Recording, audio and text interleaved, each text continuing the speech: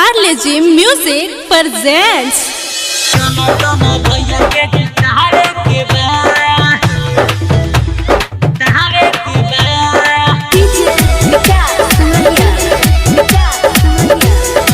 Recording by Parle G music कोटवा।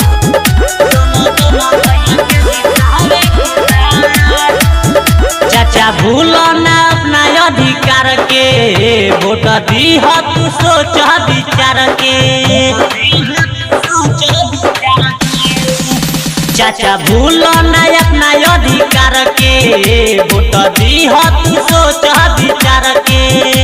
जे होखे रउआ लागे उ त देखे दुखे दाय के, जे त होखे रउआ लागे उ त देखे दुखे दाय के। चाचा मोहर लगावे के बा, आइल बा चुनाव ना भुलावे के बा।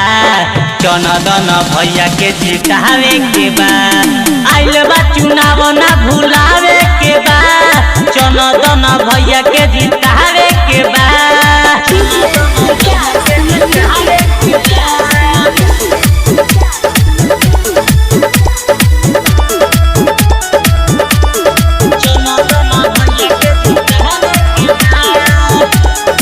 बढ़िया विकास सुनी मोराई बात है, माथा पर एक बार रख दीना हाथ है। जनता के गुण उ तो सादा ले गई है, पके विकास उ तो सबके देखई है।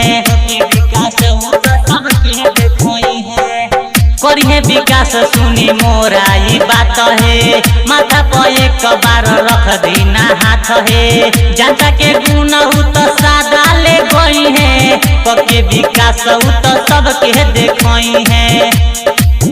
हम तो जोड़ी ले कालाई सुनी चाचा यौरी भाई, हम जोड़ी ले कालाई सुनी चाचा यौरी भाई। अब नारा लगावे के बा, आइल बा चुनाव ना भुलावे के बा। चनदन भैया के जितावे के बा, आइल बा चुनाव ना भुलावे के बा। चनदन भैया के जितावे के बा।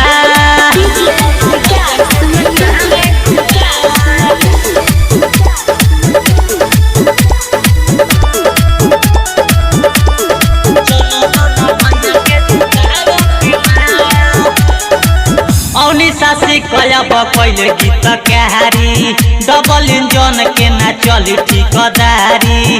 रोहित रंगीला अब पहले पुकार हो, सुनी तो बात सुनी लोग हमारा हो। सुनी तो बात सुनी लोग हमारा हो।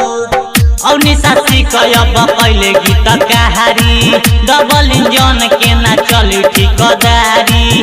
रोहित रंगीला अब पहले पुकार हो, सुनी तो बात सुनी लोग हमारा हो। हम कहीं कर जोर बात सुनी लोग मोर, हम कहीं कर जोर बात सुनी लोग मोर। डबल इंजन भगावे के बा, आइल बा चुनाव ना भुलावे के बा। चनदन भैया के जितावे के बा, आइल बा चुनाव ना भुलावे के बा।